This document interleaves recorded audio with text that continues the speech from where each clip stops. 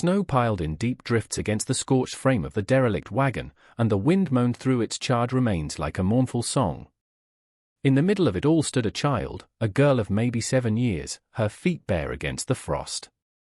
Her arms were limp at her sides, and her eyes held a stillness that was far too old for her face. A tattered doll with yarn hair frozen to the fabric of its dress dangled from her small hand.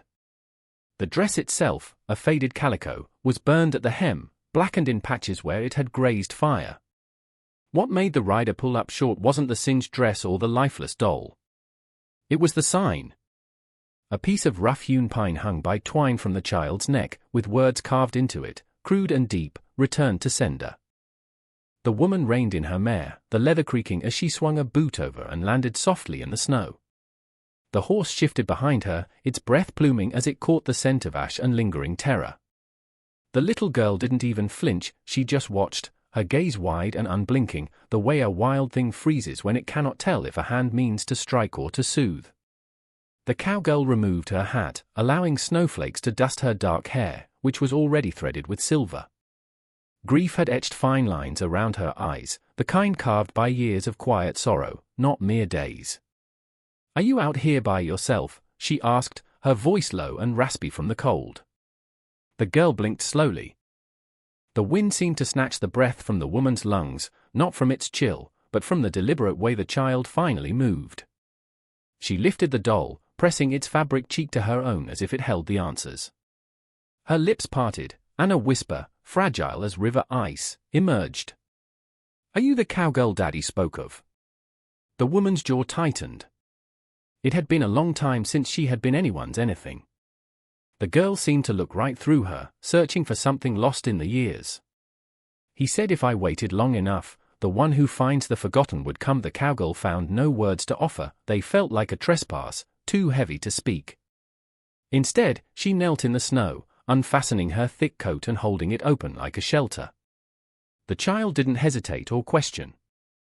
She simply took a step forward and allowed herself to be drawn in. Her small body felt as brittle as a fence post left too long in the frost, and the woman could feel the shape of her ribs through the thin dress. Despite the cold, her skin was hot with fever. She didn't weep. Only children who still expect someone to come for them cry. The cowgirl lifted her gently, mounting her mare with the girl held securely against her chest. The doll was tucked inside the coat beside her, like a silent sibling. As the horse turned to leave, a gust of wind caught the wooden sign, tearing it from the twine. It spun through the air and disappeared down the white trail. The woman didn't look back for it. Whatever name they had given her could rot where it fell. They rode toward the west, following a trail that hugged a snowy ridge. There was no sound but the hiss of the wind and the soft thud of hooves on the snow-packed ground. Occasionally, the girl would stir, not with fear, but as if to confirm the woman was still there. The cowgirl didn't speak or offer sustenance. Not yet. The mountains that surrounded them demanded no words either. They stood in a profound silence, their pines bowed under the weight of the snow, the sky a low, pewter sheet that made it feel as if the world itself had held its breath. By the time the cabin appeared, nestled among a slope of rock and wind-battered trees, the girl's body had gone limp in her arms. The woman kicked the door open with her boot, the hinges groaning in protest. Inside, the air was stale but dry. It was a simple room, a stone hearth, a cot, a table. A layer of dust covered everything, along with a deeper loneliness that seemed to have soaked into the very wood of the walls. She laid the girl gently on the cot, and the child stirred, curling toward the wall on instinct. The cowgirl knelt to build a fire, her movements practiced and sure. The flames caught the kindling with a soft whisper.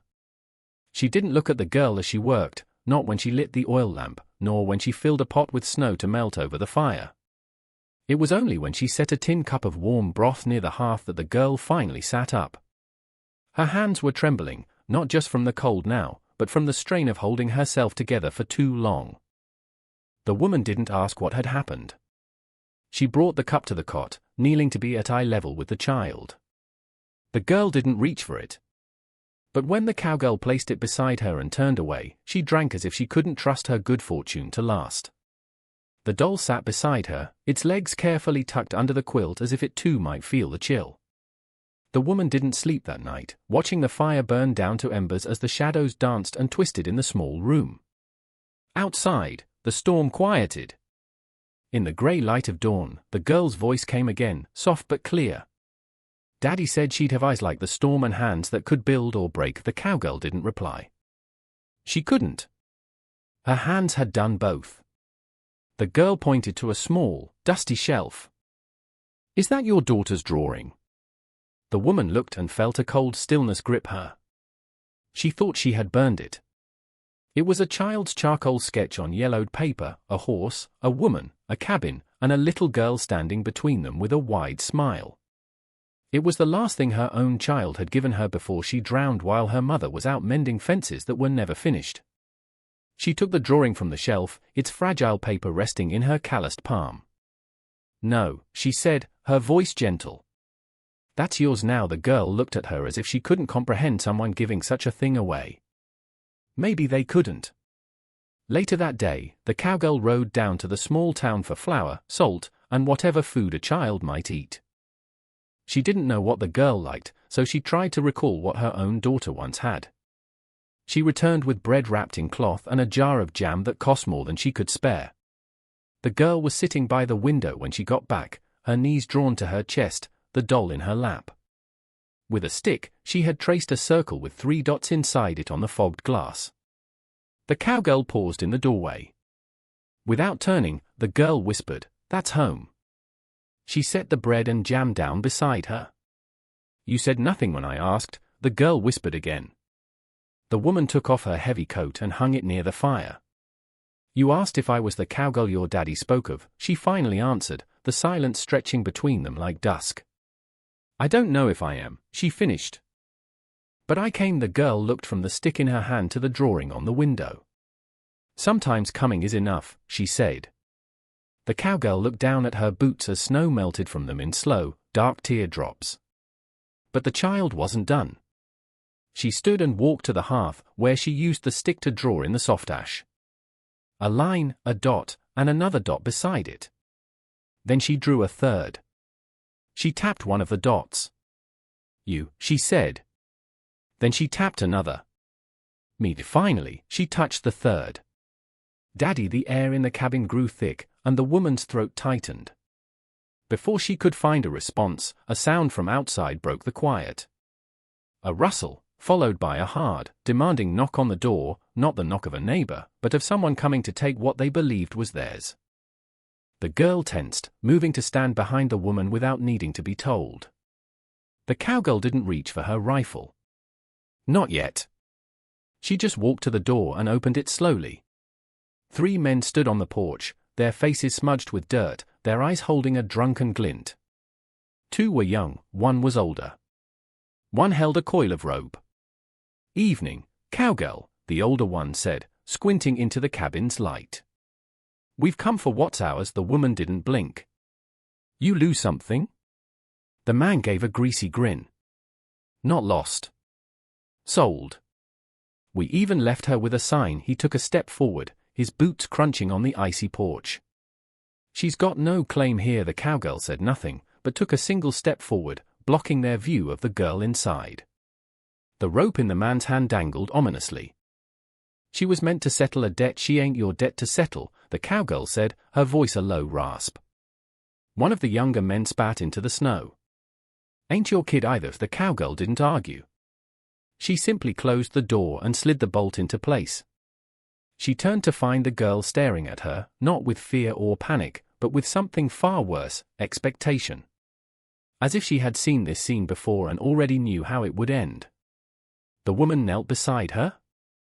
"You're not going back." The girl shook her head slowly. "He'll come again." The cowgirl nodded, and in the silence that fell between them, the fire crackled, sending a swirl of soot from the ash drawing up toward the chimney. 3 dots, 1 line, and a girl who was finally choosing to stay. The next morning delivered a pale, thin light through the cabin's warped window pane.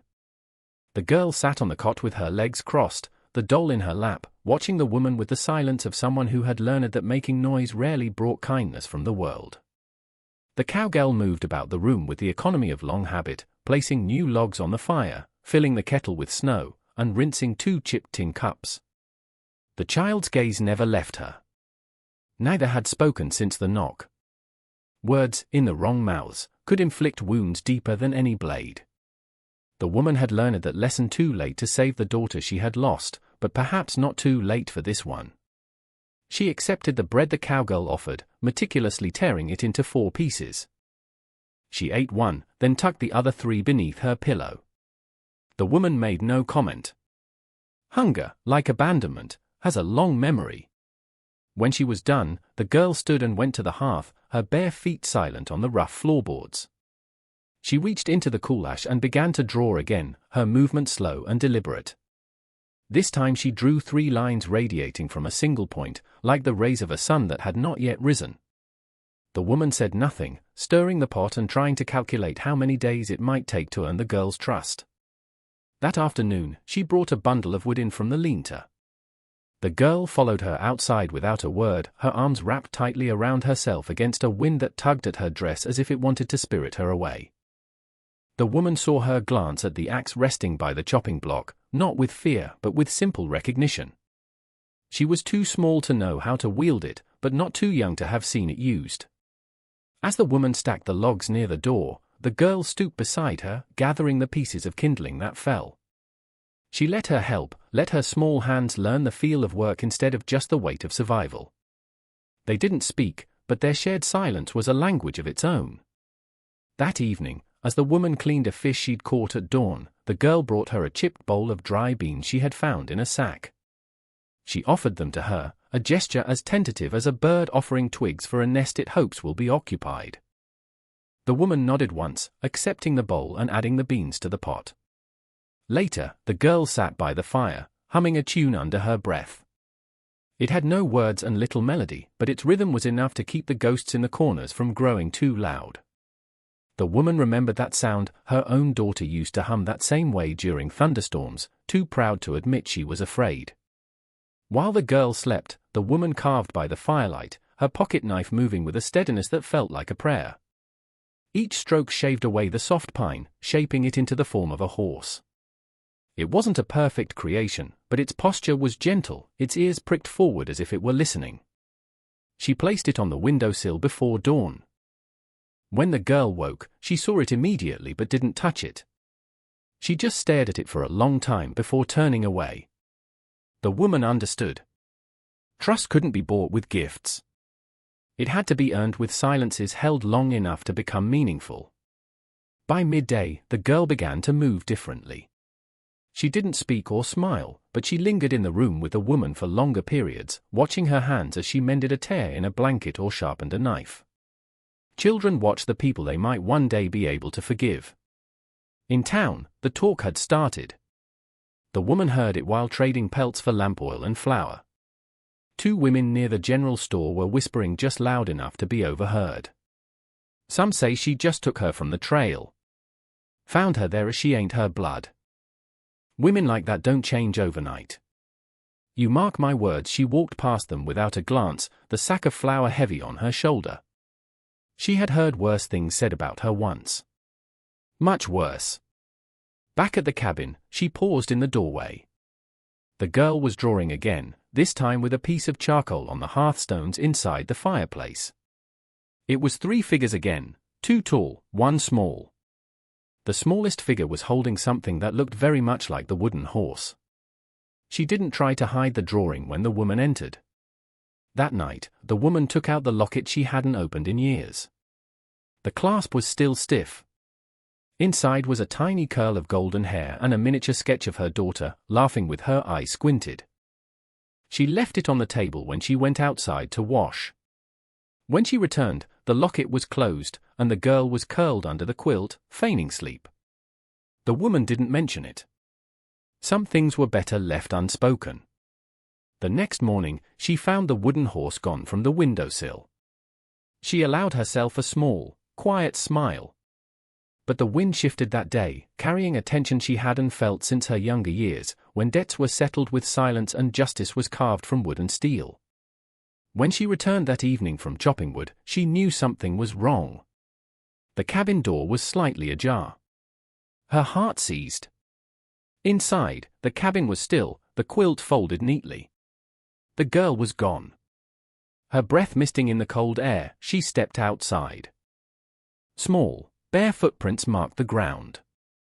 She followed them across the yard, past the broken fence, and into the woods. They led her to the widow's cabin down the ridge. Mrs. Langtry, who baked pies for the church and offered warnings to the sheriff, stood in her doorway with her arms crossed. She came here herself, the widow said before the woman could ask. Said she wasn't safe with a stranger. The woman looked past her and saw the girl sitting on a stool by the fire, her knees pulled to her chest as she stared into the flames. She wasn't scared, the widow added, but she was trembling. The woman nodded and stepped back without a word. I'll send her back once she's calm, the widow called after her. She didn't answer. The cabin felt colder upon her return, not because the fire had died, but because something essential had shifted. A fragile trust had been undone. She sat in the chair by the hearth and began to carve again, her movement slower this time. Her hand bled once when the blade slipped, but she didn't stop. A few hours later, the door opened silently. The girl stood there, coatless, her shoes untied, the doll clutched in her hand like a lifeline. The woman didn't get up. The girl stepped forward and placed something on the table beside her, the wooden horse. Its legs had been snapped in two, the wood splintered. She offered no explanation, shed no tears. She just looked at the woman with something more vulnerable than an apology. It was hope. Hope that she wouldn't be yelled at, wouldn't be made to pay, wouldn't be met with coldness. She wasn't. The woman simply pushed aside the wood shavings and picked up a new block of pine. Without looking up, she said, "Help me choose the shapes." The girl watched her for a long moment, then slowly, hesitantly, came to sit beside her. This time, her finger pointed. The woman nodded and carved until the girl's breathing evened out against her shoulder. When morning came, the snow had stopped. On the sill sat a new carving, two figures, hand in hand, looking out over a small hill carved in the shape of a home. But it wasn't that carving the girl took to bed with her that night. It was the locket. The clasp was still stiff, the golden hair still curled inside, but now it hung around her neck, resting against a chest that was still learning how to hold a steady breath. Just before she fell asleep, her voice was a whisper in the quiet room. "If they come back again, will you still say no?" The woman's answer was just a hand resting gently over hers, but it was enough. The frost had seized the world overnight, making everything brittle and white. Each exhaled breath hung in the air like a passing ghost. The cowgirl awoke to a silence that was too absolute. There was no soft humming from the fireside, no quiet scrape of a stick drawing in the ash. The cot was empty.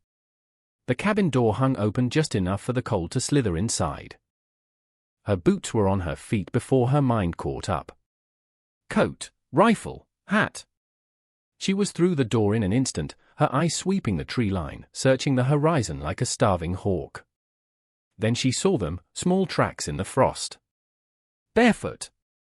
The girl hadn't taken her shoes. The trail led toward the north ridge, where the trees thinned and the morning's shadows stretched long and dark. The woman followed, her steps swift but silent. Each footprint was a shallow press in the frozen ground, already fading where the sun touched it. The girl wasn't running, but walking with a strange purpose, as if answering a call only she could hear. An old instinct in the woman's bones warned her not to move too quickly, not to frighten her, lest she vanish like smoke. An hour later, she heard voices, followed by a dry, jagged laugh, the kind made by men who mistake cruelty for humor. She slowed her pace, crouching behind a thick cedar. She saw them then, three men gathered around a low fire near a wagon pitched on uneven ground. The girl was standing near the flames, her arms wrapped around herself, the doll clutched like a shield. Her face was a blank mask, but the woman could see small cuts on the edges of her feet where the frozen ground had broken her skin. One of the men poked the fire with a stick. Another swirled liquor in a bottle and leaned toward the girl with a grin. "So this is what they sent back, eh? More bone than meat on her." "Should have stayed chained to that wagon." The third man, taller and wearing a red scarf, kicked a spray of snow in her direction. "She wandered back on her own. That makes her ours." The cowgirl stepped into the clearing without a sound. All three men spun around. "You've got no business here, stranger," said the one with the bottle. "She came back to what's hers." "She left," the cowgirl stated quietly. "That makes her nobody's but her own." The man in the red scarf narrowed his eyes. "You that rancher she's holed up with? Thought you were smarter. Is she with you or just warming your bedroll?" A muscle ticked in the woman's jaw, but she didn't reach for the rifle slung over her shoulder. She took one deliberate step forward, then another, until she stood between the girl and the fire. The child moved toward her slowly, not clinging, but positioning herself where the woman's body blocked the wind. The man with the bottle sneered. "You I mean to fight for something that ain't yours?" The cowgirl looked at him. Truly looked at him. Something in that unwavering stare made the man blink. "No," the cowgirl said. "I ain't fighting. I'm standing." "Same thing," muttered the man in the red scarf, but he took no steps closer. The silence stretched, taut and cold. Then the girl spoke, her voice thin but steady. "You left me," she said, her eyes fixed on the tallest man. He didn't answer. "You left Daddy to die and said I was payment." Still, he remained silent. The cowgirl rested a hand gently on her shoulder. "We're going home," the girl nodded. They turned as one. No one tried to stop them. No one dared. They walked until the men's voices were lost to the wind, until the girl's steps began to falter and the woman lifted her into her arms. Her forehead rested against the woman's collarbone, and a small amount of blood from her feet soaked into her sleeve. By the time they reached the cabin, the sun was sinking behind the ridge. The woman cleaned the girl's feet by the light of the lamp, dipping a cloth in warm water and saying nothing when the child winced. She didn't ask why she had left or what the men had said. Some truths were already carved too deep to need speaking. But the girl spoke anyway. "I thought, maybe Daddy came back and called for me." The woman looked up from her work. "They had his shawl," the girl whispered. "The red one. With the birds on it." The woman paused. "They stole it." The girl nodded. "From his grave, maybe. Or they took it before." Silence settled between them again. The woman wrapped her feet in clean strips of linen torn from an old shirt and set the newest carving beside her on the quilt. The girl looked at the two figures holding hands, and then at the woman's hands. They were rough, split in places from the cold and hard work, but she no longer seemed afraid of them. That night, the girl asked to sleep by the hearth. The woman dragged her own bedroll down and laid it beside her, close enough that if the girl reached out in the darkness, she wouldn't find only empty air. She woke once to a soft sound, like cloth brushing against cloth. The girl was drawing in the ashes again. This time it was a horse, with a large figure astride it and a smaller figure holding on from behind. The woman watched for a moment before closing her eyes again. In the morning, the girl was holding the carving. "Daddy said I wasn't worth keeping," she stated, not as a question but as a fact she had long carried. The woman's mouth opened, then closed. The girl looked up at her. "Do you think he was wrong?"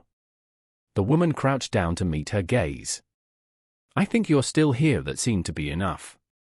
The next day, they went to town. The girl wore boots 2 sizes too large, stuffed with rags to make them fit. Her dress was mended with stitches that were uneven, some hers, some the woman's. As they walked down the main street, heads turned and whispers followed them like shadows. "Is that the girl? That's the rancher with the hard eyes. Why is she keeping her? What does she want?" They entered the general store. The girl stood close, her fingers just brushing the fabric of the woman's coat. The shopkeeper, a squat man with a suspicious squint, greeted them with a flat expression. "It'll be soap, cloth, and thread." The woman handed over the coins. The man didn't offer any change, just said, "You ought to be careful." "Folks talk." The cowgirl just stared at him until he looked away. On the way out, a boy of about 10 stood near the water pump. "Why you got a strange girl living with you?" he called out. The girl looked down at the ground. The cowgirl stopped and knelt beside her. "Do you want to answer him?" she asked quietly. The girl looked at her, then back at the boy. Because she came when no one else did, she said, her voice soft but clear. Then she walked on. The boy just blinked. The cowgirl followed her. They reached the cabin as the sky was deepening to a dark plum color. Smoke curled from the chimney, and everything seemed peaceful until the woman saw it, a note nailed to the barn door. A single scrap of paper with words scratched in rough ink. "You will pay for stealing what ain't yours." She pulled it free, crumpled it in her fist, and tossed it into the fire without showing it to the girl. But the girl already knew. That night she didn't draw. She just stared into the flames. When the woman offered her the carving, she said, "We need a third one." The woman blinked. "For who?" The girl looked up, her eyes reflecting the firelight. "For the storm that's coming." The next morning, the woman saddled her mare, packing the rifle and a coil of rope, just in case. The girl stood by the door with her arms crossed, watching the woods. The woman went to her and held out a new carving. It was 3 figures, one tall, one small, and one in between them, carved half in shadow and half in light.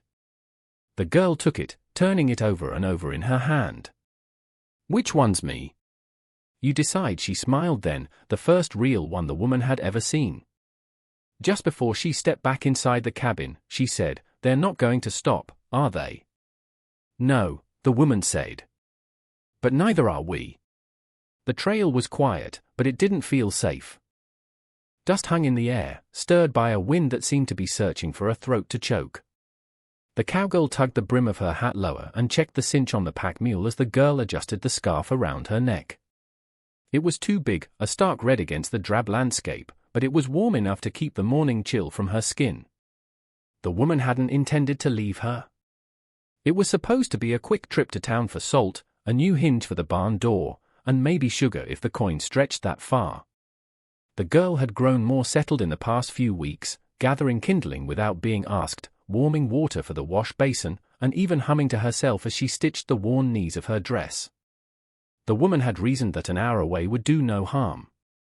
She asked the widow Langtry to watch her, promising she wouldn't be long, promising the girl wouldn't even notice she was gone. But some children always notice.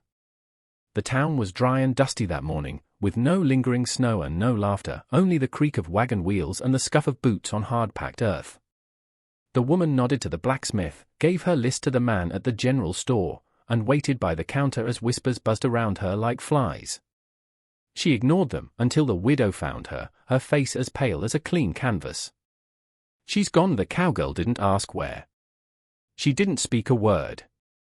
She just turned and ran from the store, out into the dusty street.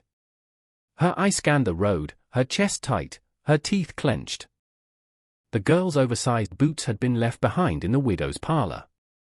All she had taken was the red scarf. And the carvings. She was always quiet when she left, always running toward something she couldn't name. She found her an hour later, curled up by the hearth in the cabin, shivering despite the fire she had managed to light. Her hands were scraped raw. The carving of the 3 figures was clutched so tightly it seemed it might disappear into her palm. The woman didn't yell. She just dropped to her knees and pulled the girl into her arms. The child didn't resist. She never did when it truly mattered. "I thought," the girl whispered into her shoulder, "you might not come back." The woman shook her head once. "You don't wait on maybe." "You wait on certain, but I wasn't sure," the girl confessed. A dull ache spread through the woman's chest. "Then next time, wait anyway." The girl didn't make a promise, but she didn't run, either. They sat together beside the fire as the daylight began to fray at the edges, the girl's head resting against the woman's shoulder. For a long while, they just breathed. That night, the woman carved a hawk, its wings outstretched and its talons curled. The girl watched her work, her eyes soft in the firelight. When she finished, the girl touched the wooden feathers with one finger and whispered, "That's how Daddy used to look when he sang." The woman placed the bird on the windowsill with the others. In the morning, the girl was awake before her. She had swept the cabin floor and folded the quilt. She didn't say it, but the quiet purpose in her hands told the woman she wouldn't run again without telling her first. Still, the woman built a new, stronger latch for the inside of the door before breakfast, just in case. That evening, as they shelled beans, the woman noticed the girl glancing repeatedly at the window. "Are you expecting someone?" "No," the girl said. "But the wind smells like it's bringing troubles," the woman nodded. "It usually does." By dusk, a stain of smoke appeared on the horizon. It wasn't from a campfire, but from a wagon, the kind of smoke that hangs low and thick with grease and spite. The woman stepped outside, squinting. 4 or 5 riders, moving slowly, deliberately. They weren't bandits, and they weren't law. They were settlers. They came with the wind, their wheels groaning like dying things. The girl came to stand beside her, her small hand brushing against the woman's. She didn't speak, but her knuckles had gone white. "Inside," the woman said. "Lock the door." The girl didn't argue. The woman waited on the porch, a shotgun cradled in her arms but not raised. The lead rider dismounted, a thick man with a face like dried mud and hands that looked far too comfortable resting near his sides. "You still got her?" he asked. "Depends on who you're asking about. Don't get clever." The cowgirl remained perfectly still. "She's not yours, she was payment," another man, younger and meaner, chimed in. "You took what wasn't bought fair. I didn't see your names written on her. We don't need names." "She's got blood ties." The cowgirl's voice remained even. "Blood don't make chains, and she ain't wearing any now." The wind shifted, but the man didn't.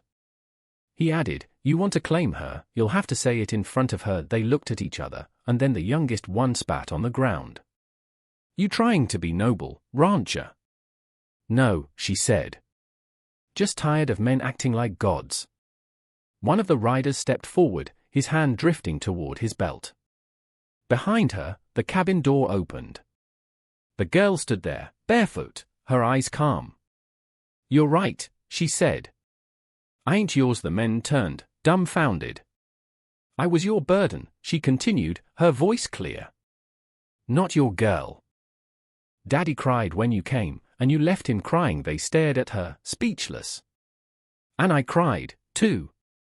But not anymore." She stepped down from the porch. The cowgirl's fingers twitched, ready, but the girl shook her head slightly. "I'm not going back.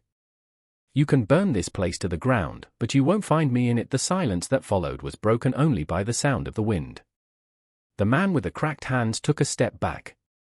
"She ain't worth it," another one muttered. "No one is," the cowgirl said, "if you never try to carry them." Without another word, the riders turned. Dust rose behind them like a falling curtain. The girl watched until they were gone, then turned and walked back inside. The woman followed her slowly. The girl sat by the fire and picked up the hawk carving. "Why'd they leave?" she asked. The woman knelt beside her. "Because you said no." The girl looked down at her hands. It didn't feel like enough. It was. The woman handed her the carving knife. "Next time," she said, "you'll help me carve." The girl took it, the hawk gleaming in her lap. But outside, along the ridge, a faint glimmer still hovered in the air. It might have been smoke, or it might have been dust, just waiting to return. The night fell heavy, not just dark, but weighted, as if the sky were holding its breath. The cowgirl stood by the hearth, her calloused hands still, listening to the girl's soft, even breathing from the cot. She was finally asleep, curled under the quilt with the hawk carving tucked beneath her chin. The fire cast a low, golden light on her cheekbones, and for a fleeting moment, she looked as if the past had never laid a hand on her. But it had, and the woman knew it would again. She moved to the table, poured water into a tin basin, and splashed the dust from her face.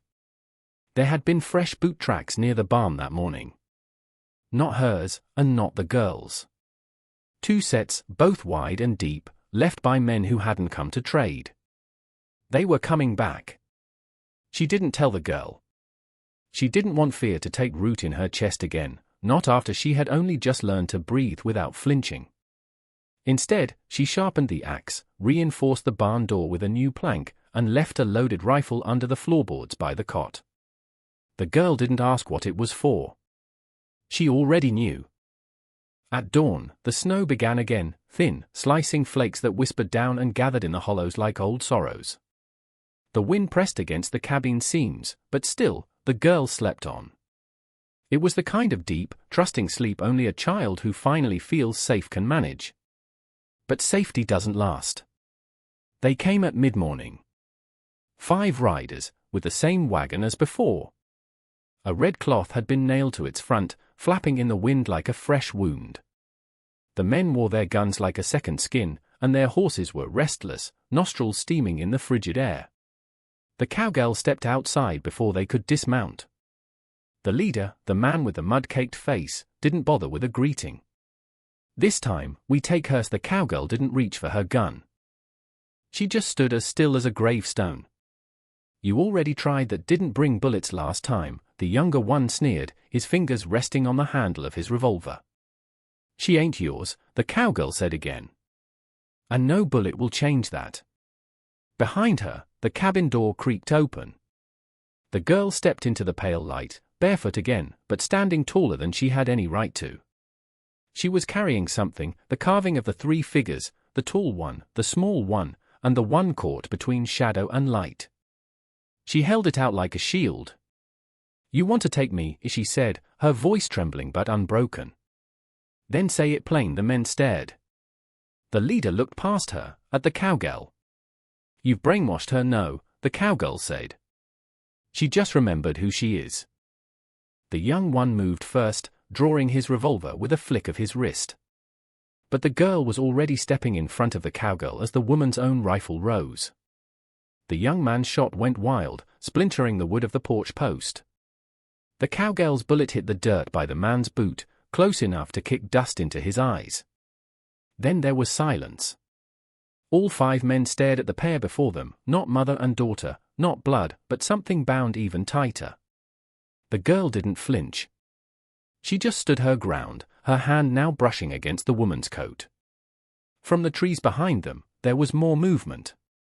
The widow Langtry, the blacksmith, even old Micah from the mill. They were all standing at the edge of the tree line, silent, rifles held loosely at their sides. The cowgirl didn't look back. She didn't need to. You lost, she said, her voice low and steady. The leader cursed under his breath, but he didn't move forward. No one did.